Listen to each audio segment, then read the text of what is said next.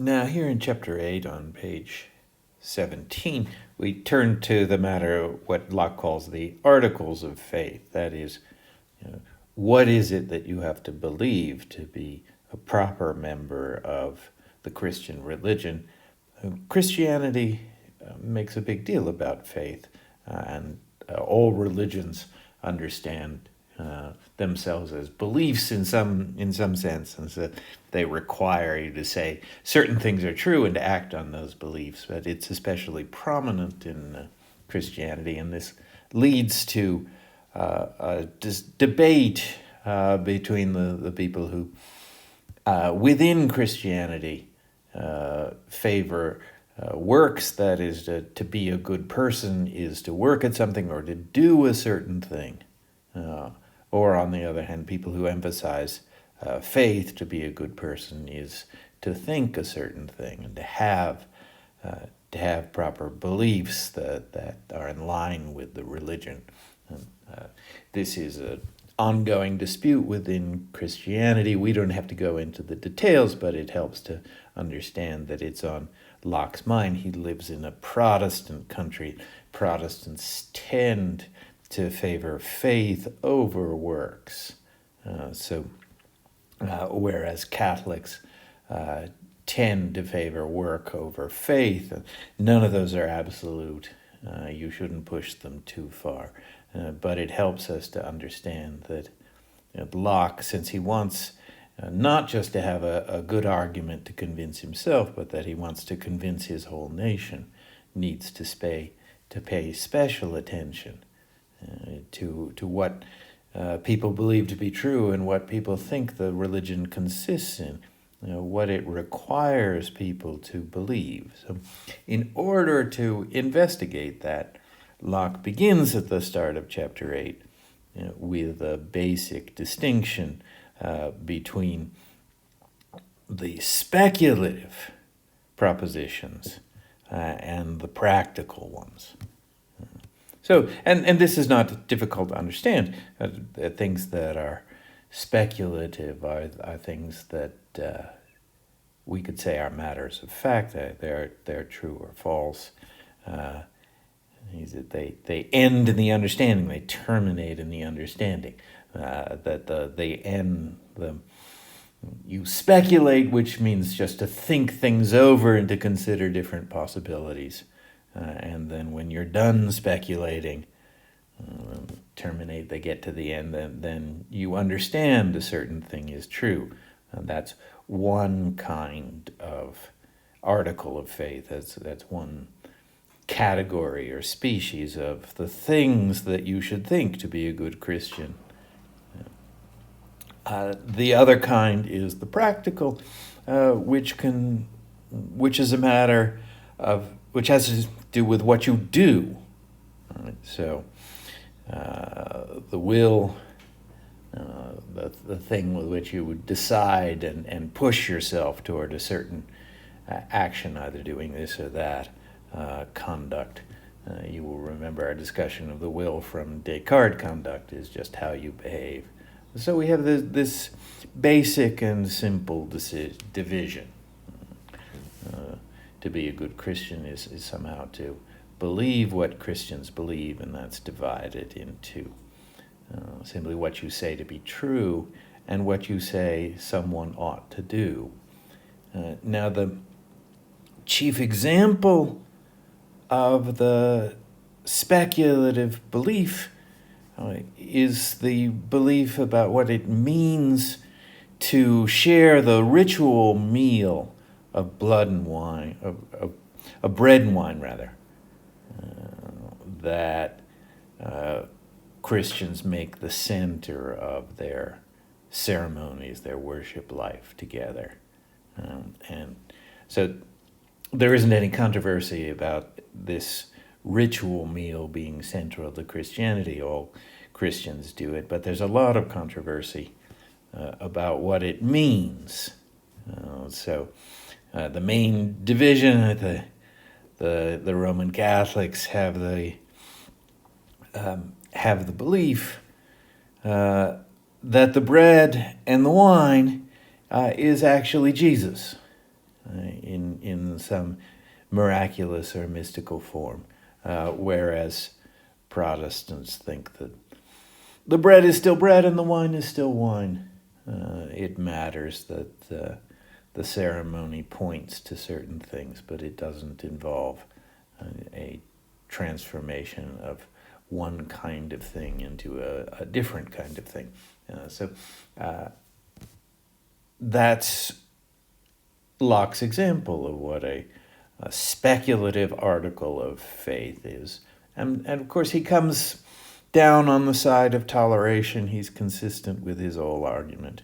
And it would be a thing for you to understand why he says that. Not necessarily why you think that people with one sort of view along these lines should tolerate people of another sort of view, although that might help. But that first understands Locke's argument.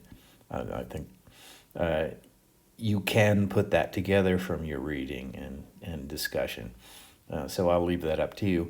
But let's turn to the practical of articles of faith. And this is a much trickier area and genuinely hard to think through because it involves our morals.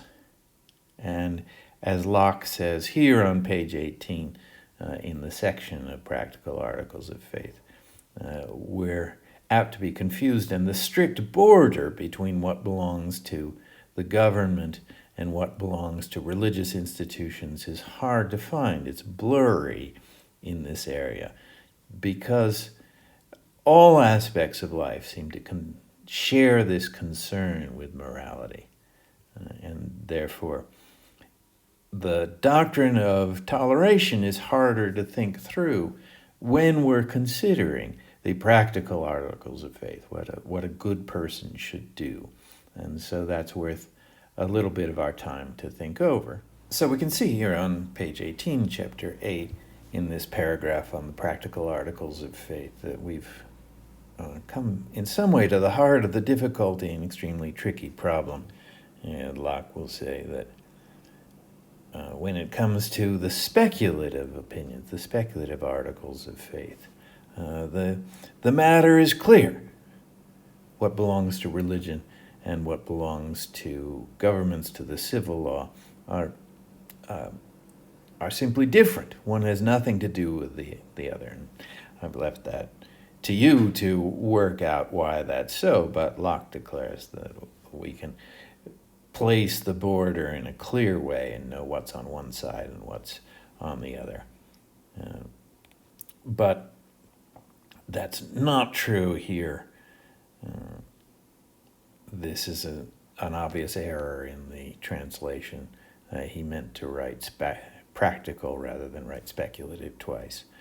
So keep in mind that that's an error. That's our difficulty. How can we put the border down in a clear way? We have to in order to save the argument for toleration. But it seems that when we live our lives, they're all mixed up. So, and living is the point. I mean, to have the proper practical articles of faith means living well, not just thinking certain things, but acting on those beliefs. So your will points you in certain directions. That's remembering page 17 in the start of this chapter. And so another way to put this is the problem of being morally good is shared by governments and religion. And things that are shared are a threat to this argument because the logic depends on making precise distinctions.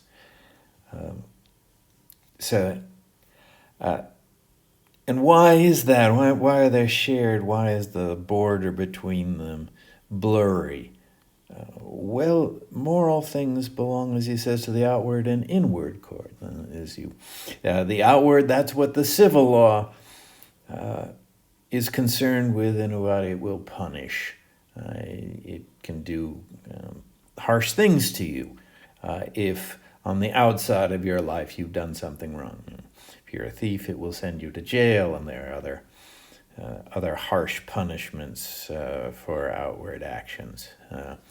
And those seem to be moral concerns. After all, it would be possible to say that the government makes laws and it only makes laws according to what's convenient for life to keep the practical world going, to keep the economy running.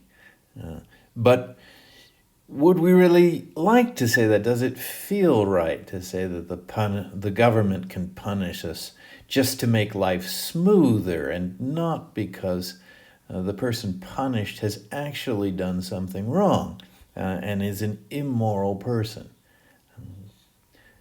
Would you prefer life to work that way? And does that feel right?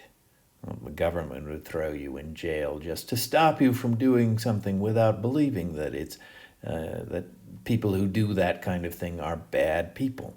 And at the same time, of course, all these moral considerations are the inward court, which seems to be the conscience. So you have a kind of judge or magistrate inside your own mind that weighs up what you've done and thinks about whether that's good or bad. Well, that seems to belong to religion.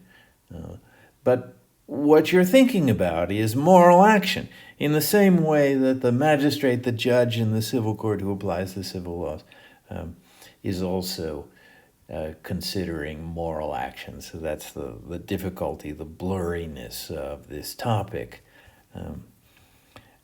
So civil governors, those would be the magistrates. Domestic governors, he may mean something like this, that parents rule their children in a way similar to the way the king rules the country, but in a way differently. That parents want to create a sense of what's moral and right in their children, and they have a responsibility to do that more thoroughly than the king has that responsibility for subjects. The king, one might say, just has to make sure everybody gets along and obeys the basic rules, but parents want to raise their children to be actually good people. So domestic governors govern those people who are close to them in a more intimate and intrusive way, and that would seem to have something to do with religion, more to do with religion. In the same way that parents hand their religion down to children, they hand their morality down to children. Whereas civil magistrates are more distant from us, don't have that same fundamental concern. So all of this is just to say that we have a difficult problem for the doctrine of toleration, maybe the most difficult. How do we regard morality? If there's a strict border between the civil government and the church, and if that border is the thing that makes this argument work on all the different levels, on what side of the border should we put morality? And it seems we can't say this side or that side, and since morality is very important, that's a great threat to the argument for toleration.